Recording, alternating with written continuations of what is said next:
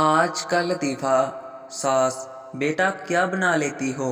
بہو: الو بنا لیتی ہوں، دماغ کا دہی بنا لیتی ہوں، اور آگے آپ کے بیٹے کی زندگی کو جہنم بھی بنا دوں گی۔ شوہر: جناب مجھے چھٹی چاہیے، بیگم کو شاپنگ پر لے کر جانا ہے۔ آفیسر: نہیں ملے گی چھٹی۔ شوہر: شکریہ سر، مجھے پتہ تھا مصیبت کے وقت آپ ہی کام آئیں گے۔ پولیس: تمہیں کپڑے کی دکان سے چوری کرتے ہوئے ماں بہن کا خیال نہیں آیا؟